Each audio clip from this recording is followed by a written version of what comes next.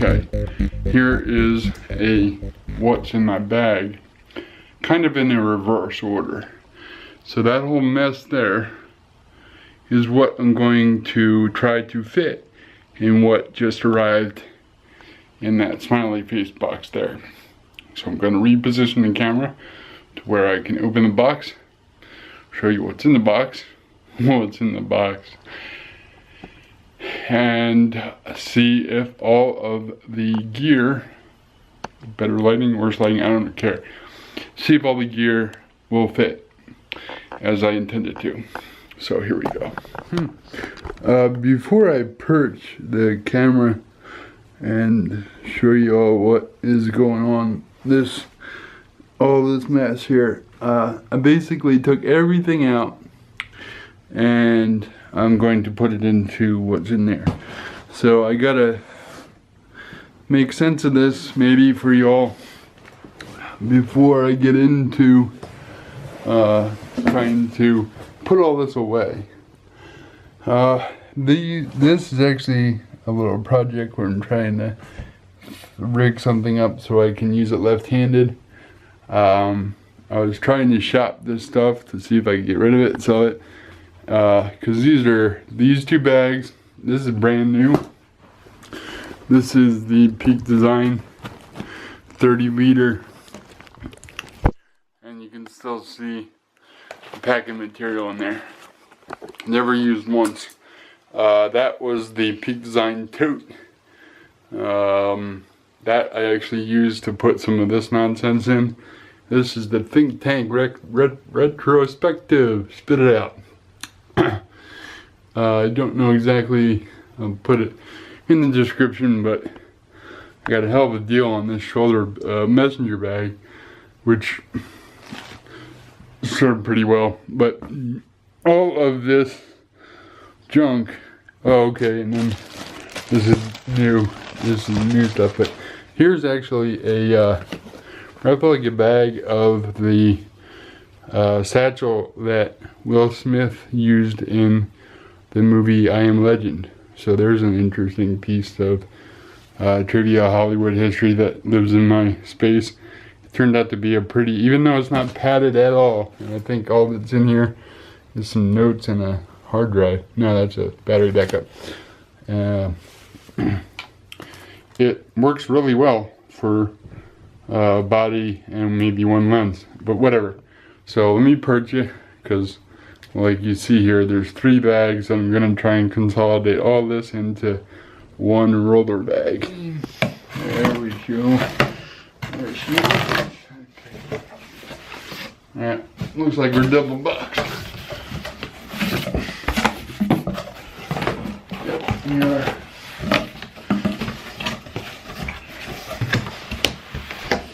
More recycled.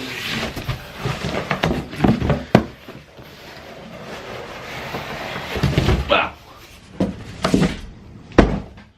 Okay, try again. More slicing and dicing. This is more of an unboxing than it's what's in the box. What's in my bag, rather. Alright. More recycles. Now this was actually supposed to be used, but certainly doesn't look used to me. In fact, we got tags, bro. We got tags. Cool. Alright. So this, real quick, is the version 1 of the, what the hell is this? The airport Takeoff. So this is the first version. And the reason I got this was actually because I watched another What's in My Bag video, and version 2 doesn't have this handle here, which you saw I already took advantage of to pick it up like that. And I also got the Think Tank Photo Artificial Intelligence. I'll show you how this works real quick. Hopefully real quick.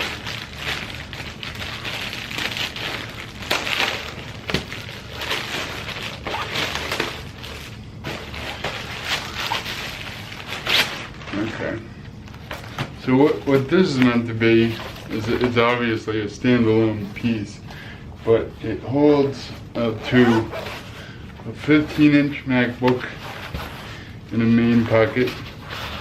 It actually has a shoulder strap here, inside here, and then this is a organizational pocket where you have, I think you can see that, yes you can put your keys, some pens, a memory card, business card maybe.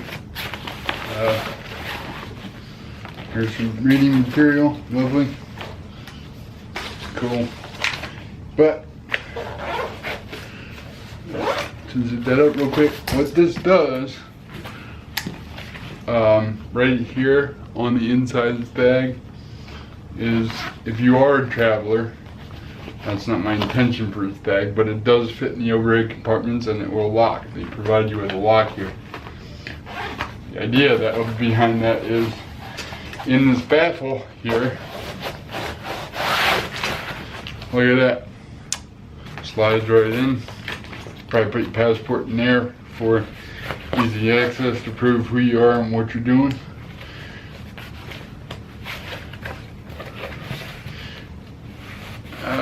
Okay, gotta expand.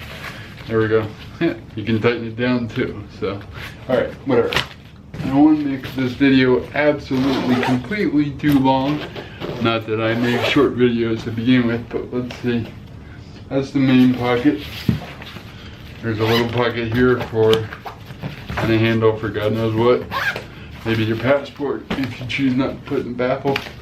There's a slot here like a lot of think tanks have where you can put a business card or an identification card in the event that something gets lost.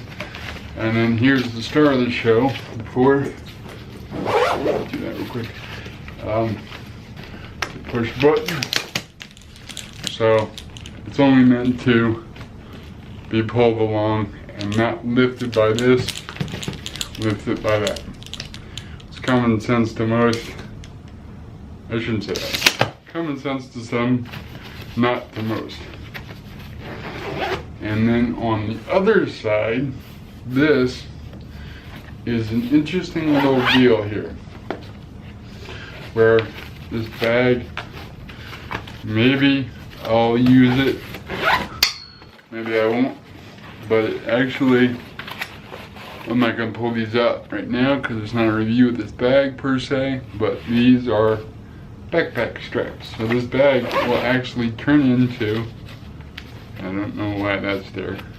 Oh, I do know why that's there. Well, look at that. So when you do pull this down all the way, hopefully you said,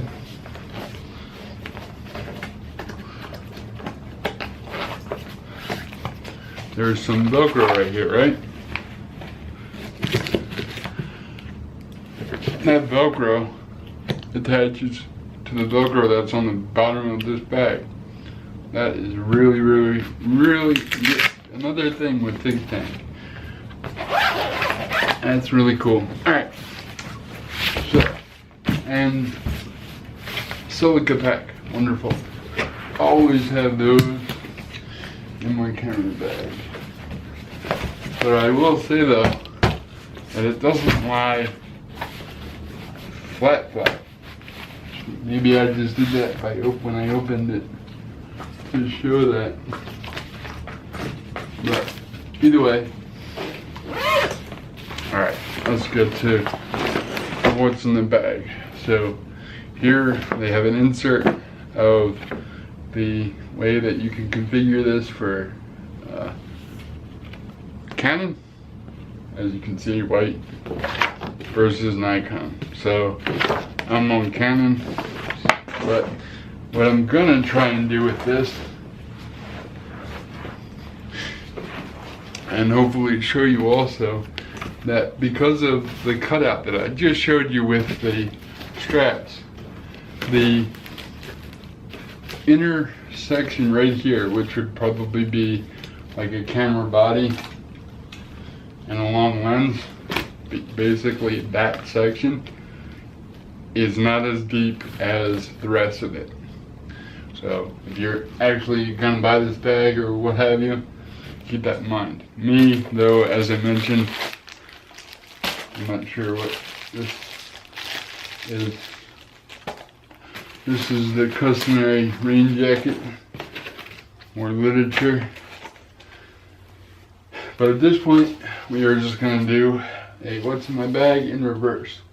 So this is the cover for this. This is the Optica all manual 6.5 millimeter. What the hell is the aperture on this? I think it's like 6.5 or some craziness, but it's just a bulbous giant fisheye. It's a full frame mount, I believe. I'm 99% sure. I've used this all of no time. As I go here, I'm trying to figure out where to put what and how. And the fact that I have to remember that over here I have some more depth. This is another wide angle manual lens. This is the Rokinon 24 millimeter 1.4. This lens is awesome, absolutely awesome for astrophotography. It's just a beautiful lens for that. So I don't know where this could go for the time being, maybe. I don't know. Again, I'm just trying to figure this out as I go, which probably wasn't the best idea. Whatever. Getting hooked on there. This is another manual. This is, I believe, the 14 millimeter 2.8.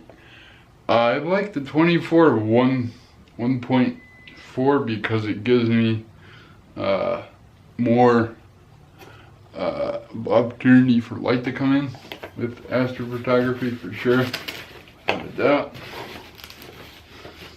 Then on to the now a little less worth.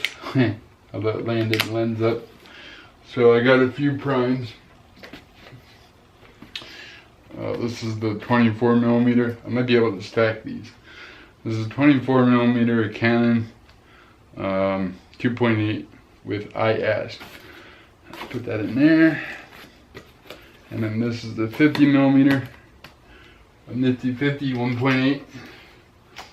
This is a 100 millimeter macro from Rokinon. This sucker is actually really sharp. Really sharp.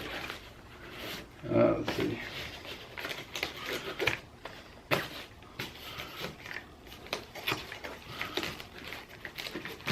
I'm just trying to see if I can do this quickly. And so far I'm having absolutely no luck with it. At least on the quick side of things. Now I'm losing lens caps again, darn it. The 40 millimeter pancake. I don't know what to do with you at the moment, because you'll get lost in the shuffle here. So we'll just put you on top there. Now these three are all crop sensor lenses. This is the Mark II, I think Mark II. Second version of the 55 to 250. Basically a kit lens for I have a 60D and a 70D sitting here and in the box, a full frame, but this works really well for telephoto, especially during the day. Slide that in there, I guess. This is a giant crop sensor. The pre-art contemporary series or era series, Sigma 10 to 20 5.6, so it's for f4 to 5.6. So again, another wide angle sucker. that'll do for now. Now this guy, this is war torn. Look at that, you can probably see the mud and all that, and dirt and scratches. This is the most underrated lens that I've ever used, and I was, still am, you could argue, but I was definitely a lens whore in the very beginning years of being a photographer, trying to find my niche. This is a 17 to 70 Sigma. This is one of the first of their newer version, or newer copies. So this is the Contemporary versus Art series.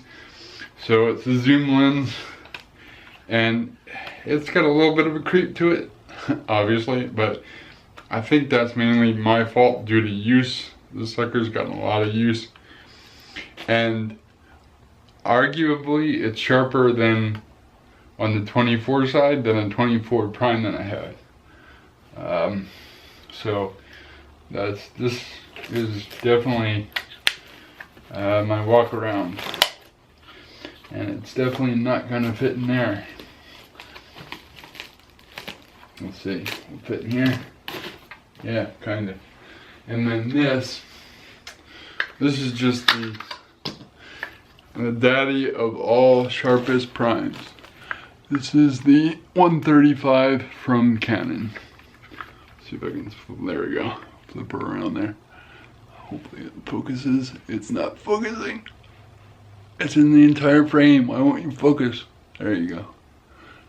So it's a 24. What am I talking about? 135.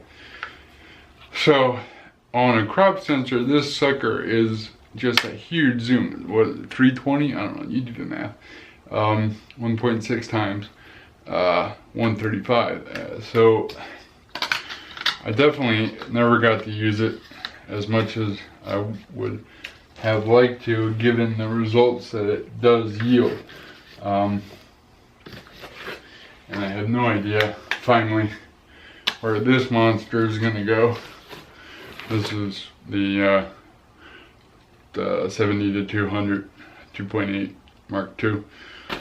That's basically in every Canon shooter's arsenal. And attached to the 70D is what I use for my astrophotography, and that is the Sigma 18 to 35 1.8. This is a beast if all you have is a crop sensor body and you don't want to, or have no with this lens, honestly, you don't need to get something like that for if you're into astrophotography. And you really, this definitely wouldn't be a portrait lens by any stretch of imagination. But for astrophotography, I guess I should close that, huh? For astrophotography, I'm not sure on a crop sensor, other than the Rokinon 24mm 1.4, but this is also, there's no IS, but it is autofocus, so that really helps you nail focus when it's pitch black if you're trying to take shots of the Milky Way.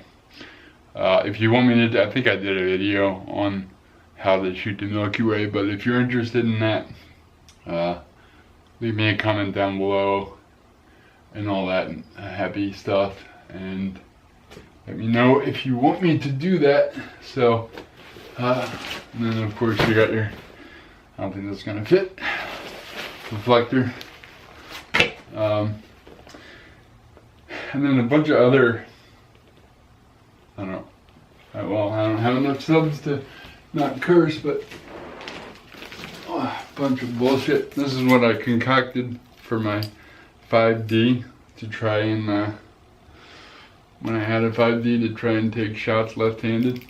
I hold it like that, bing, bing, bing. It kind of worked, but it added way too much weight. So what I'm gonna try and do with this is, all I need, and if you watch my other video about being an idiot photographer, I tried to go with Nikon for a minute because they all have this ledge. This is how I shoot. This is how I shoot, okay? With the full frame, they don't have a ledge here for me to grab onto. So my idea was to take one of these little guys and be able to hook my fingers into that, and that way that'll ledge. Because I tried to sell all this stuff and it didn't sell. So that's pretty much what's in my bag, other than batteries and a charger. Don't know where I put any of that. This is my 60D. It's got magic lantern on it, so I hacked it to see if I could hack it, and I did. But this has been my main go-to. I don't have any idea what the shutter count is. And then all my memory cards in here. Again, more think tank stuff. So hopefully this all made sense. The only thing that's down here that is not think tank or Big Peak design is this Low Pro backpack. And this is a really cool backpack. Nothing is in it right now, but the way that it straps around your waist, and when you swing it around, it becomes like a ledge, because it only opens from the back. So right now I'm going to try and consolidate all this, and hopefully you enjoyed the video. If you did, you know what to do. If you didn't, you can do that too. So take care. See ya.